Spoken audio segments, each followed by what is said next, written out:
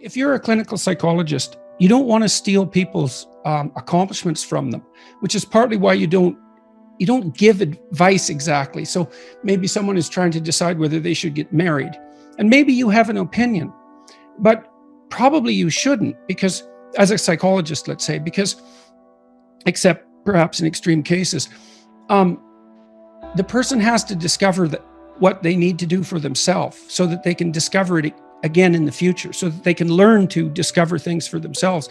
And you don't want to give advice, because then if they do something good, you can take credit for it. And I don't want to take credit for the accomplishments that people make as a consequence of,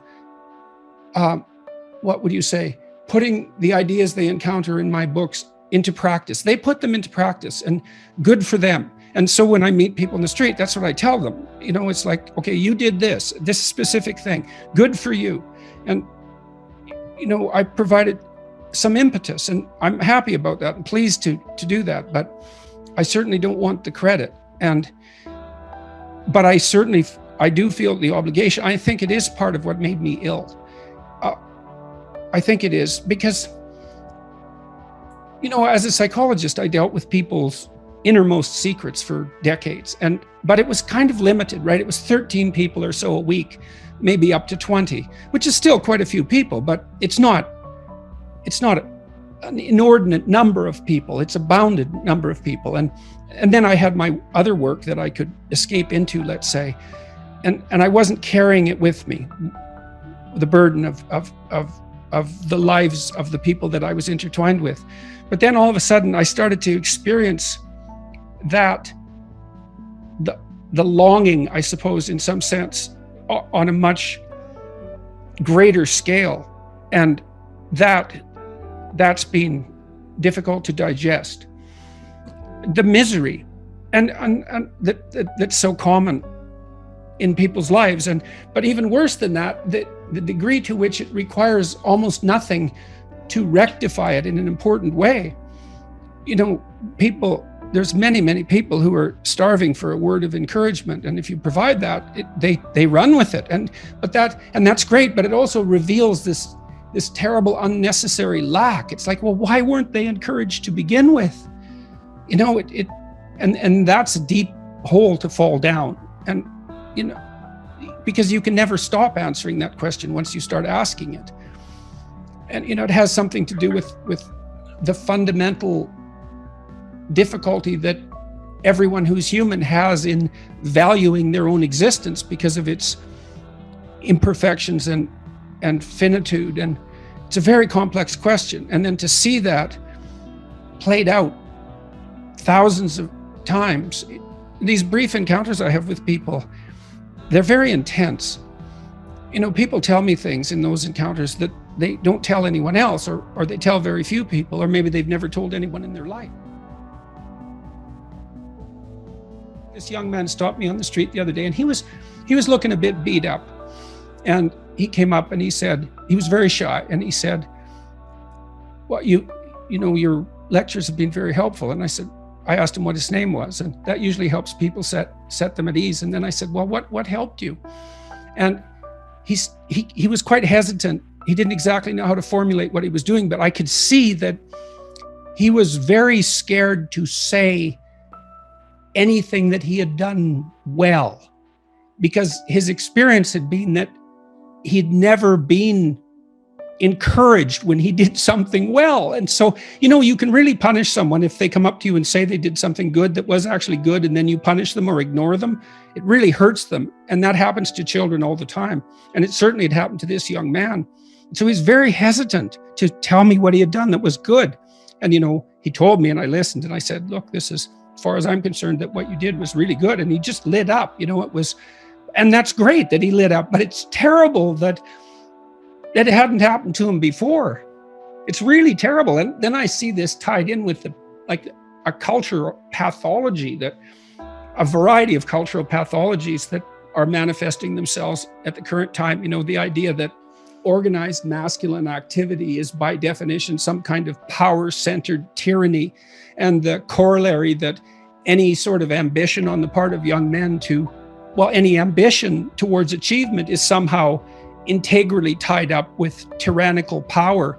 It's so demoralizing for young men. They don't know how to defend themselves against that. And the idea, and it's often leveled, the accusation is often leveled by people who've never had a relationship with a male in their life that was actually fulfilling and worthwhile.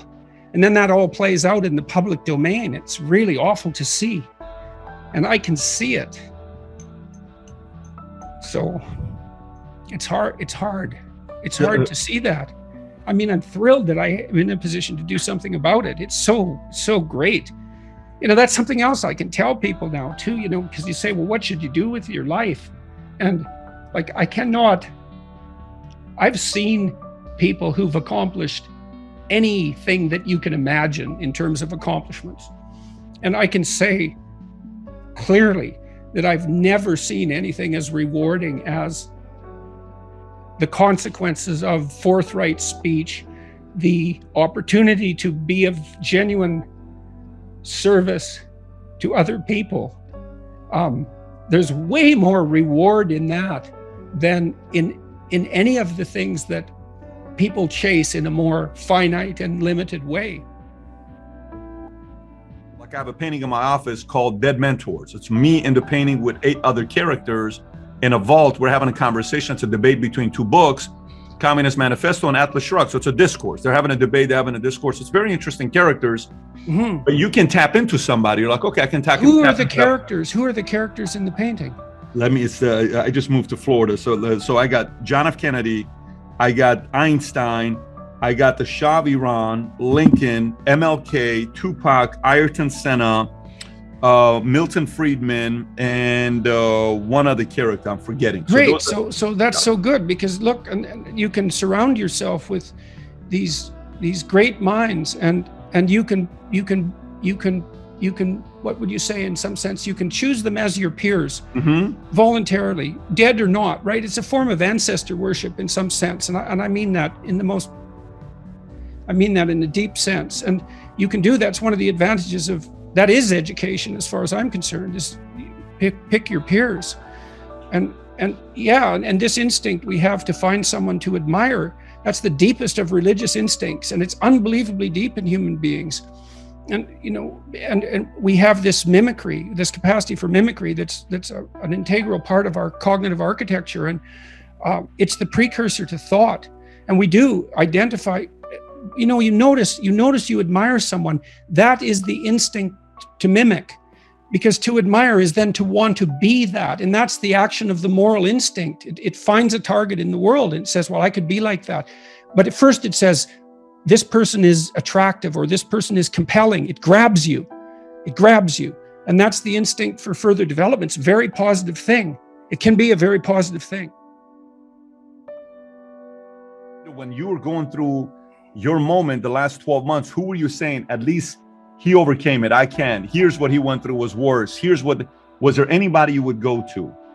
Well, there has been throughout my life all sorts of intellectual figures, figures from my own life as well. I found many things about my father extremely admirable, and still do. My mother as well. And so I was fortunate to have people in my immediate environment who played that role for me, and that's a huge gift. I have all sorts of intellectual idols, I would say, and there are people whose work I've read deeply, and that's been extremely useful to me. And then that shades into the consideration of religious figures at some point. And I've spent a lot of time studying religious thinking and trying to, what religious thinking is in some sense is the collective attempt to specify the ideal for mimicry. So imagine that you have those 8 figures in your painting. So imagine there's something about each of those people that you found compelling and admirable. So then imagine that you could abstract out from that what was compelling and admirable, and make one person out of that was sort of the union of all those 8. It was everything good about those 8 people brought into one person. Well, that's approaching a divine figure. And when you hear Christian statements, for example, like Christ is the King of Kings, that actually means something technical from a psychological perspective. What it means is that, and I'm not speaking in religious terms here precisely, although it shades into the religious, is that a religious ideal is in fact the abstracted representation of what is admirable as such.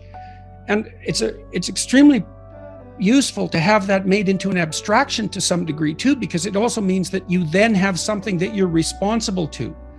So let's say you, and you've done this with your painting, you have these 8 people who you're now, what would you say? You're responsible to them. You're accountable to them. You're accountable to their spirit. And so now your conscience can speak with their collective voice, and it can tell you when you're less than you could be. And then you can use that to guide you to manifest that spirit that's embodied in those 8 people. And that's a pathway to further growth.